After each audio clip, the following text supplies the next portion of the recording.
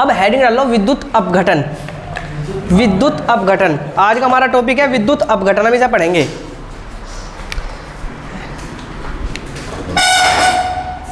Heading डाल लो विद्युत अपघटन। यार हमारा तो मार्कर खराब हो गया ये वाला।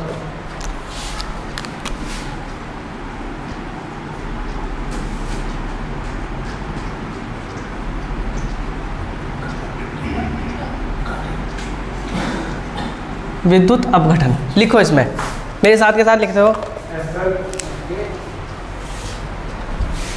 विद्युत धारा के द्वारा, विद्युत धारा के द्वारा,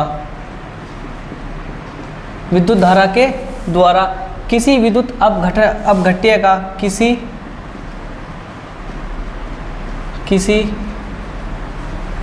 विद्युत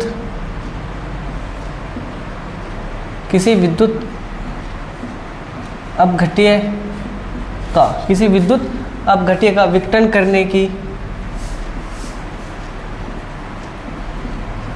मैं बताऊंगा। विघटन करने की क्रिया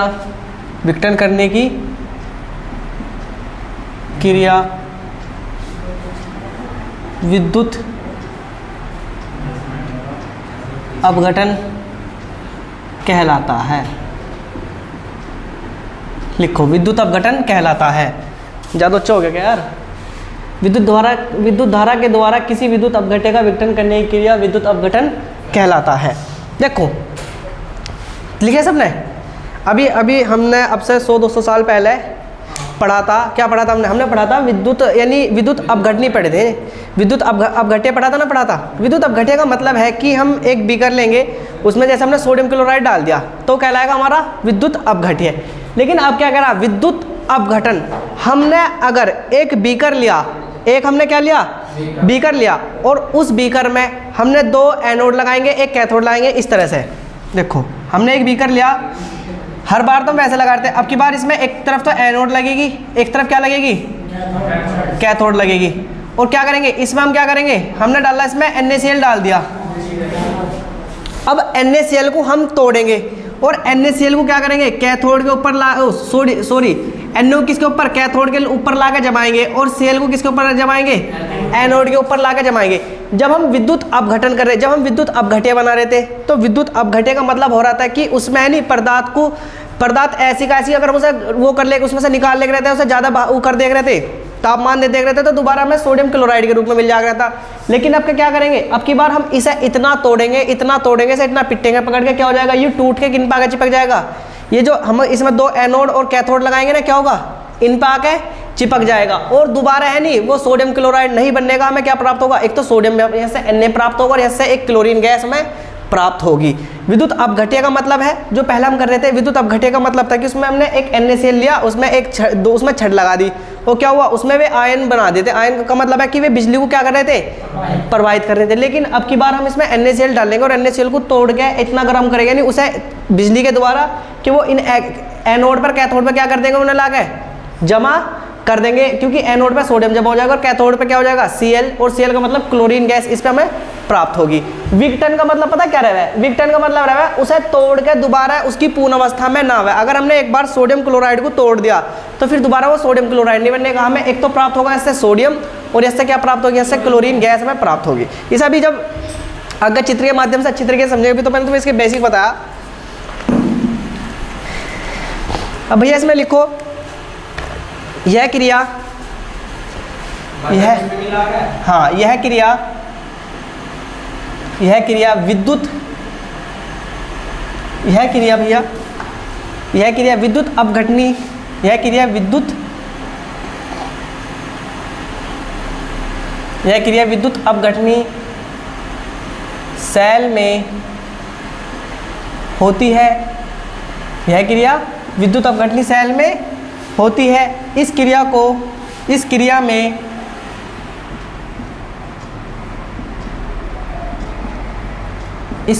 विद्युत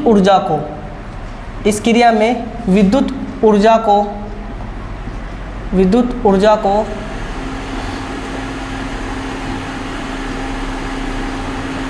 रासायनिक ऊर्जा में, इस क्रिया में विद्युत ऊर्जा को रासायनिक ऊर्जा में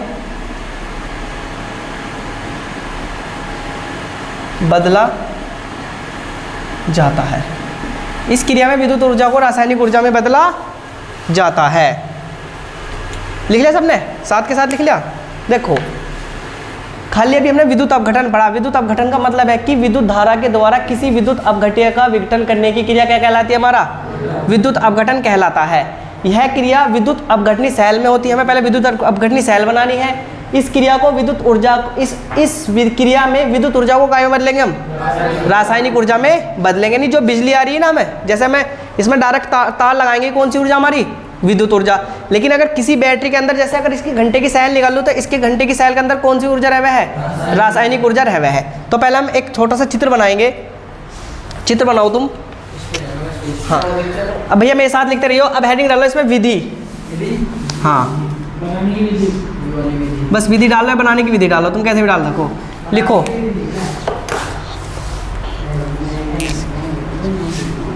भैया, लिखो जब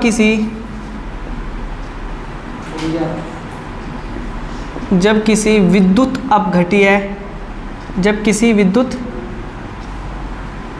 अपघट्य, जैसे हम लिख सकते हैं ब्रैकेट में NaCl, हमने NaCl डाला ना। NaCl को, जब किसी विद्युत अपघट्य NaCl को जल में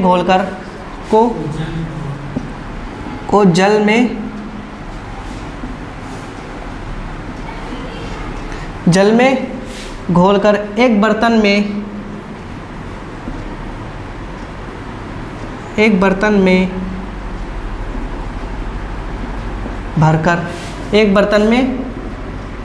भरकर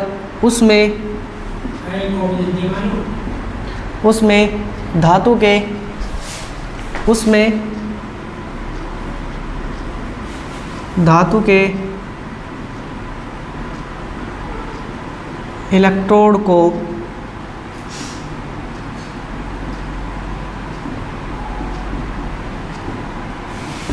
के इलेक्ट्रोड को लगाया जाता है तथा वह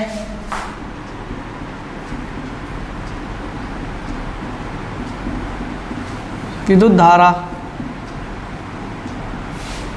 प्रवाहित की जाती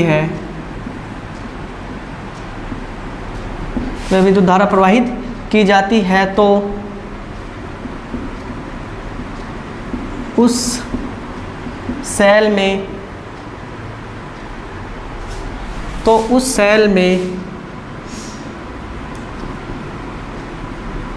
निम्न अभिक्रिया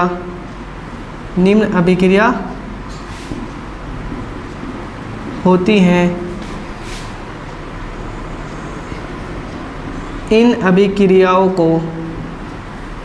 अभिक्रियाओं को साथ के साथ लिखते रहिए। इन अभिक्रियाओं को कुल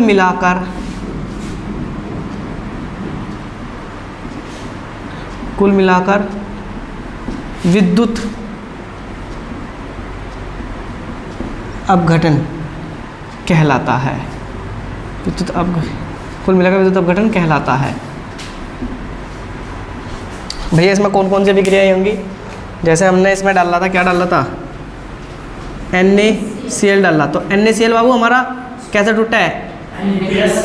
Na प्लस में टूटेगा और Cl माइनस में टूटेगा। देखो NaCl की एक खासियत रहे, अगर हम NaCl को पानी में घोल लेंगे तो हमारा Na+Cl में टूट जाएगा। लेकिन जैसे उसे हम ठंडा करके वैसी अवस्था ले, जैसे ठोस अवस्था, फिर क्या बन जाएगा हमारा? वो दोबारा से NaCl बन जाएगा।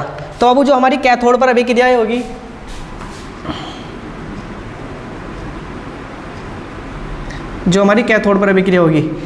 हमारा Na प्लस रहेगा ना, रहता क्या रहेगा हमारा?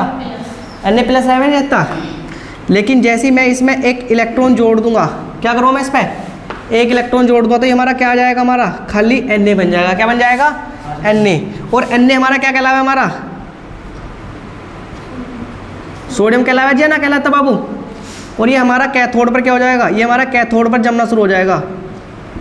कैथोड पर जमना प्रारंभ हो जाता है। कैथोड पर क्या हो जाएगा बाबू? जमना प्रारंभ हो जाता है। इसके बाद हमारी कौन सी छड़ बची है अभी? एनोड पर। एनोड पर हमारा Cl क्या रह हुआ है, क्लोरीन रह हुआ है, लेकिन क्या रह हुआ है Cl में भी क्या रह हुआ है, माइनस रह हुआ है। तो Cl2 दो गैस से बना है, इसलिए मैं Cl2 लूँगा और उसके बाद में क्या करूँगा, मैं इसमें से Cl में से 2 इलेक्ट्रॉन इसमें जोड़ दूंगा। तो क्या होगा इसमें से, ये क्या बन जाएगी हमारी, ये बनेगी हमारी क्लोरीन गैस। क्लोरीन गैस क्या रहा है, Cl2 क्या रहा है जी हमारी क्लोरीन गैस बाबू, Cl2 क्लोरीन गैस हमारी रह हुआ है। और Cl2 क्लोरीन गैस रह हुआ है हमारी, ये हमारी काय पे जमना शुरू होगी,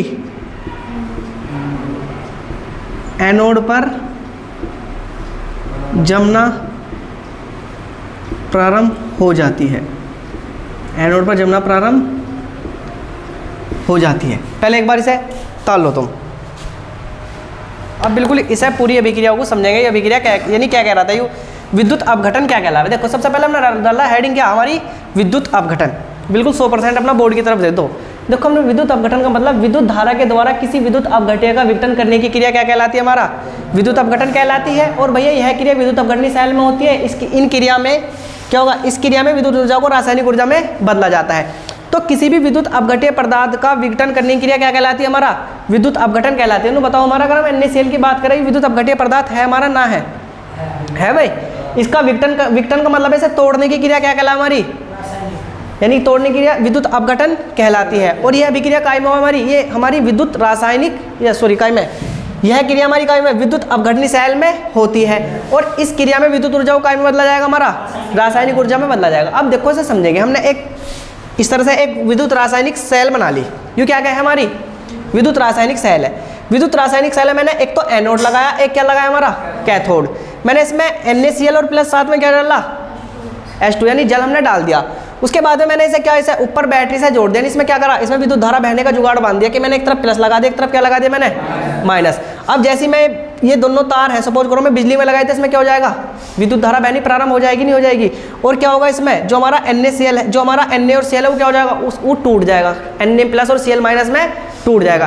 तो जब Na प्लस और Cl माइनस में टूटेगा तो तुम सब समझदार हो, जो Na प्लस है वो किधर की तरफ भागेगा, कैथोड की तरफ जाएगा, नहीं जाएगा। और Cl किधर की तरफ जाएगा, एनोड की तरफ जाएगा। अब देखो हमने क्या लिखा, हमने लिखा जब किसी विद्युत अपघट्य जैसे NaCl को जल में घोला, हमने काय में घोला, जल में घोलकर एक बर्तन में भर देंगे। एक बर्तन में भर दिया, उसमें क्या करा, उसमें धातु के इलेक्ट्रोड, देखो ये एक यूरा, इन दोनों क्या बोला है, इन्हें इलेक्ट्रोड बोला। क्या बोला है, इलेक्ट्रोड। यानी ये एक तरह से पत्ती रहे हैं धातु की, क्या रहे हैं ये छड़। हाँ तो धातु की छड़ इन्हें क्या बोलेंगे हम, इलेक्ट्रोड लगाए जाते हैं। मैंने इसमें क्या लगा दिए, 2 इलेक्ट्रोड लगा दिए। देखो ऐसे समझो, पानी लाने की जरूरत है। ये क्या हमारा एक बीकर है। अब मैंने इसमें क्या करा, मैंने 2 क्या लगा दिया इसमें, ये समय हमारे क्या, हमारे खुशबू बाबू ये एनोड और कैथोड है ना, हम क्या बोल रहे हैं, इन आम भाषा में क्या बोल रहे हैं हम, इलेक्ट्रोड। क्या बोल रहे हैं, इलेक्ट्रोड। हमने क्या लगाए, हमने 2 क्या लगा दिए, धातु के 2 इलेक्ट्रोड लगाए जाते हैं और वह विद्युत धारा प्रवाहित की जाती है।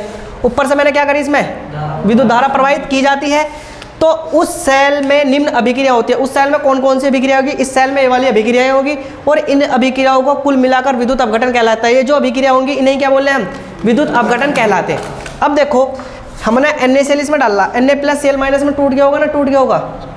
अब कैथोड पर होने वाली अभिक्रिया, कैथोड का मतलब है इस पर होने वाली अभिक्रिया है। हमें पता कि सोडियम है, सोडियम में से एक इलेक्ट्रॉन निकलेगा। देखो सोडियम में से कैसे इलेक्ट्रॉन निकले, हमें पता है। देखो सबसे पहले सोडियम कितने नंबर पर है हमारा, 11 नंबर पर आवे था। इसमें 11 ही क्या रहे हैं, 11 इसमें इलेक्ट्रॉन रहे हैं और भैया 11 ही क्या रहे हैं, इसमें प्रोटॉन रहे हुए हैं। तो इस पर कोई भी चार्ज नहीं होता। लेकिन अगर मैं बात करूं सोडियम की, तो भैया सोडियम का हम वो करेंगे इलेक्ट्रॉनिक विन्यास 2 8 1 के रूप में करें। कितना, 2 8 1 के रूप में, क्योंकि 11 है, 2 8 10 अरे 11। एक इलेक्ट्रॉन इसमें क्या कर रहा है, अभी इसकी अंतिम कक्षा में 7 इलेक्ट्रॉन आने चाहिए। कितना इलेक्ट्रॉन आने चाहिए, 7। लेकिन अभी इसकी अंतिम कक्षा में कितना इलेक्ट्रॉन है, 1। तो बताओ 7 किसी से लेना ज्यादा फायदेमंद है या किसी को देना ज्यादा फायदेमंद है, एक क्या नाम लिख रहा है, किसी को और को दे देगा। क्योंकि 7 अगर सपोज करो तुम पे 10 रुपये 7 रुपये है और मेरे पे 1 रुपया, तो तुम मुझे 7 रुपये दोगे, मेरे से 1 रुपया ले लोगे, 1 रुपया ले लोगे ना, ले लोगे।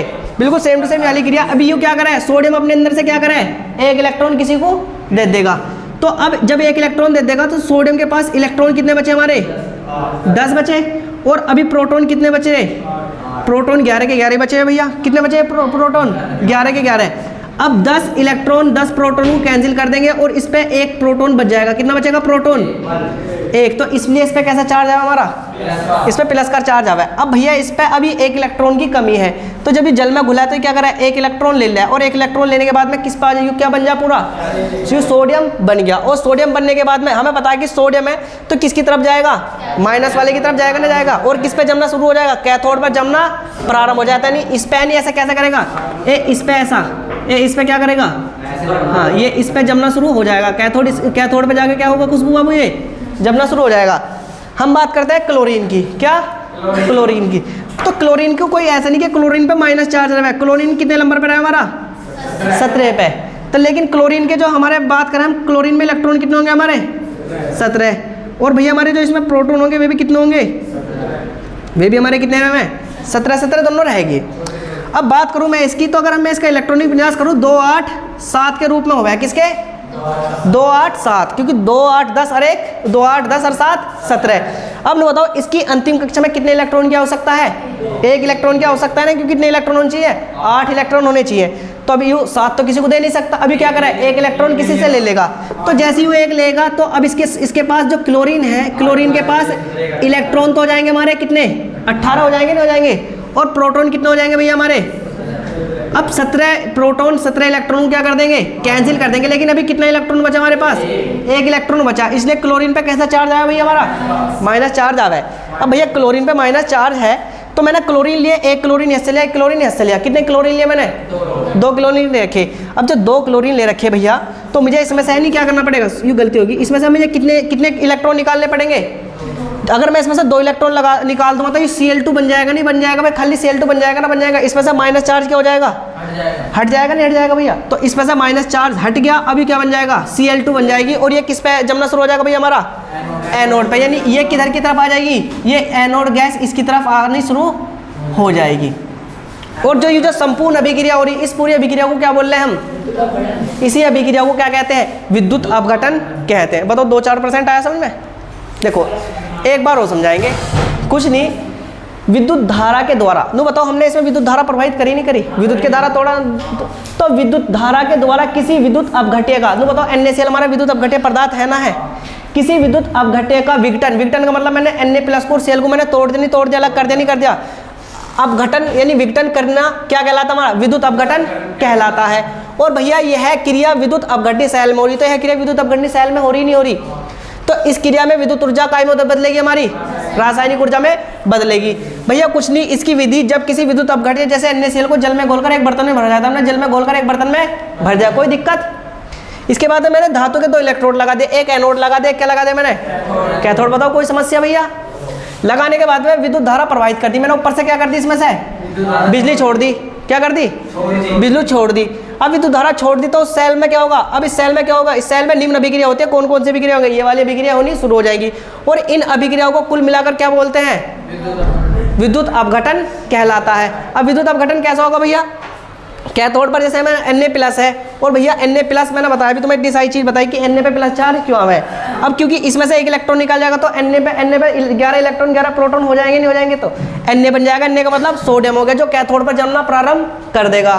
इसके बाद में भैया एनोड पर Cl है, तो इसमें से एक इलेक्ट्रॉन इसमें से निकलेगा, इलेक्ट्रॉन इसमें से, तो कितने इलेक्ट्रॉन निकल गए? 2 इलेक्ट्रॉन निकल जाएंगे। तो क्या बन जाएगा? Cl2 गैस बन जाएगी, नहीं बन जाएगी? तो क्लोरीन गैस बनेगी, जो किस पर आना शुरू हो जाएगी? कैथोड पर, सॉरी एनोड पर जमना प्रारंभ हो जाएगी। बताओ विद्युत अपघटन समझ में आ गया नहीं आ गया? अब जो तुमने ना तारा वो उतार सकते हो। विद्युत अपघटन की क्रिया में बनने वाले उत्पाद निम्न कारकों पर निर्भर करते हैं। विद्युत अपघट्य की क्रिया में, हेडिंग डालो भैया, विद्युत अपघट्य की क्रिया में बनने वाले उत्पाद, विद्युत अपघट्य की क्रिया में बनने वाले उत्पाद निम्न कारकों पर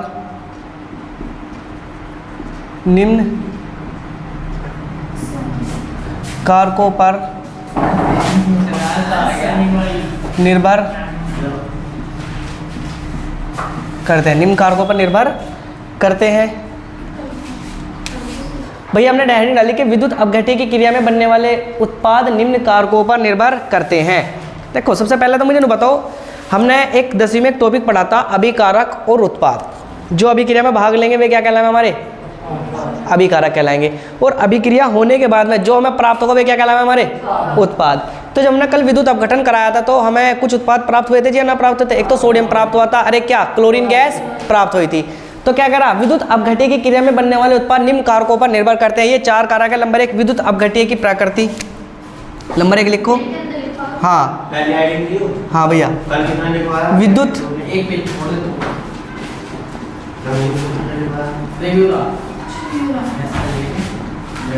विद्युत अपघट्य की प्रकृति।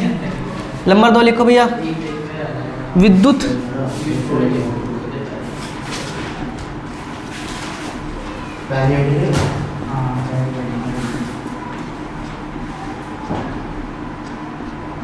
विद्युत अपघट्य की सांद्रता। नंबर 3 लिखो भैया, प्रवाहित आवेश की दिशा, प्रवाहित आवेश की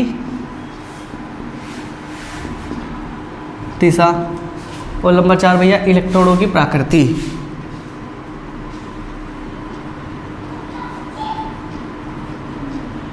इलेक्ट्रोड की प्रकृति, इलेक्ट्रोड की प्रकृति।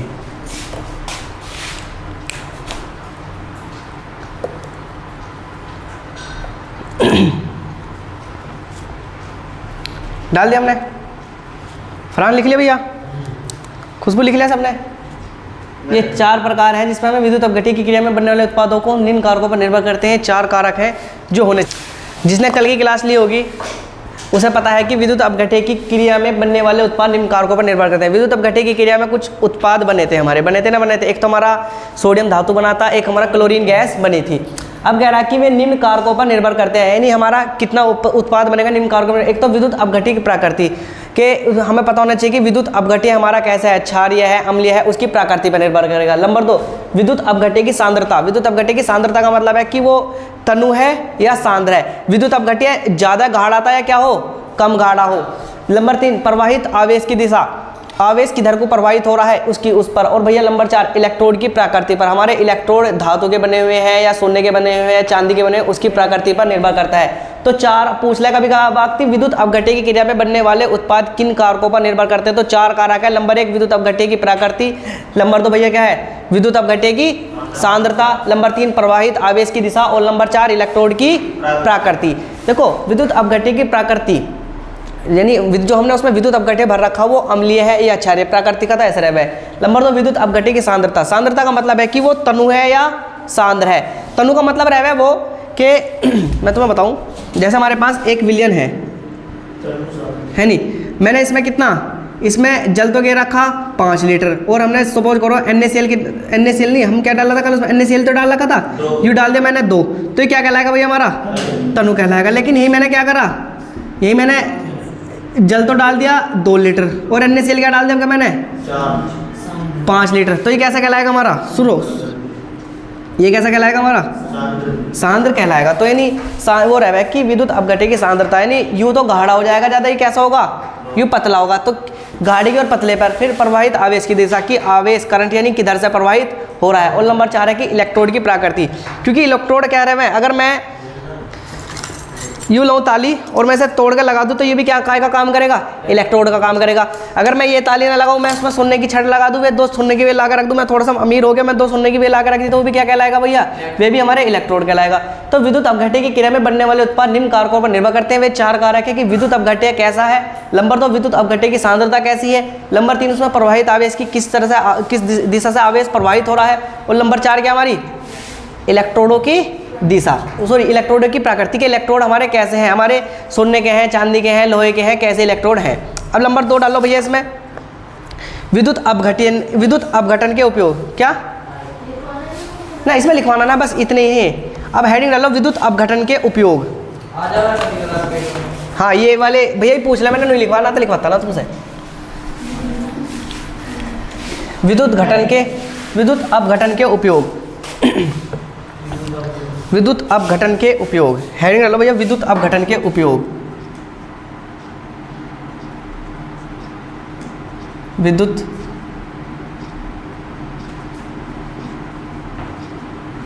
अपघटन के विद्युत अपघटन के उपयोग।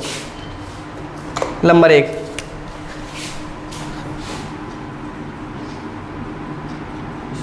हाँ, धातु का संचारण से धातु के संचारण से बचाव करने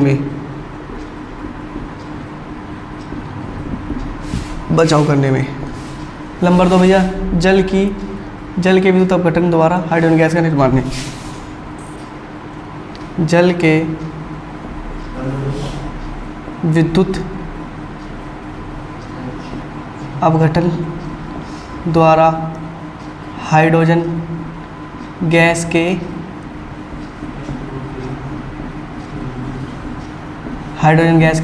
निर्माण में।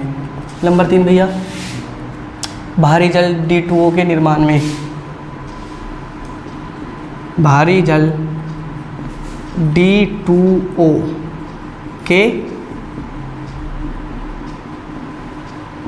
निर्माण में। नंबर 4 भैया विद्युत लेपन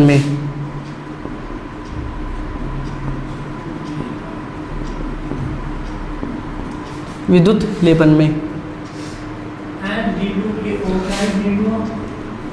D2 भारी जल का सूत्र है। क्या कह रहा?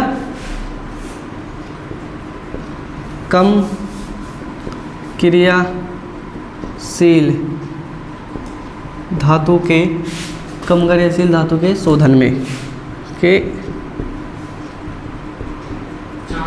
शोधन में 5 लिखवा दे, मैंने 4 लिख विद्युत अपघटन करा था हमने।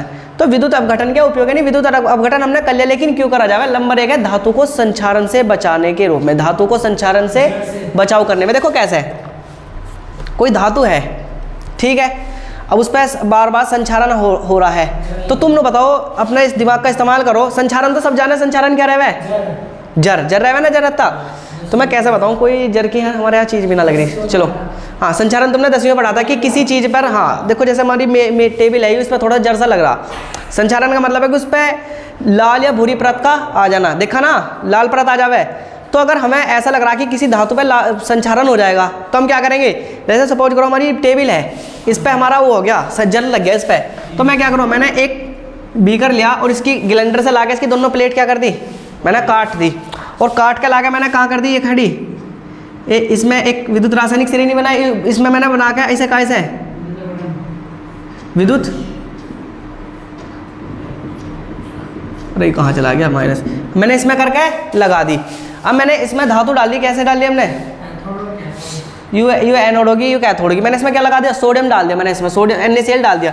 तो क्या होगा, जब मैं इसे ज़्यादा तापमान दूंगा, जब मैं इसमें बिजली करंट दौड़ाऊंगा, तो क्या होगा, सोडियम टूटना शुरू हो जाएगा, क्लोरीन भी टूटनी शुरू हो जाएगी, और क्या होगा, ये इन पा के क्या हो जाएगी, ये इन पा के क्या हो जाएगी, जमना शुरू हो जाएगी। और जो इन पर जर होगा, यानी फिर क्या हो जाएगा, फिर इन पर जर नहीं चढ़ने का। हमने पढ़ा था कि संचारण से बचाने के लिए धातु पर हमें क्या करना पड़ा है, पेंट करना पड़ा ना। तो एक तरह से जो होगी सोडियम धातु क्या हो जाएगी, इस पा के चिपक जाएगी, और वो काय का काम करेगी, पेंट का। तो पहला क्या है, धातु को संचारण से बचाव के रूप में। तो क्या होगा, फिर उसका संचारण से रुक जाएगा ना, रुक जाएगा ये, लेकिन इस टेबल को ना सोचा कभी। हाँ, तो एग्जाम्पल देके तो दिखाया अभी तो मैंने तुम्हें, करके कहाँ से दिखाऊँ यार इतने। नंबर 2 क्या है, हाइड्रोजन के विद्युत अपघटन द्वारा, भैया ये हाइड्रोजन ना है, क्या कह रहे, H2, इसे H2O कर लिए, जल है। जल के विद्युत अपघटन द्वारा हाइड्रोजन गैस के निर्माण में।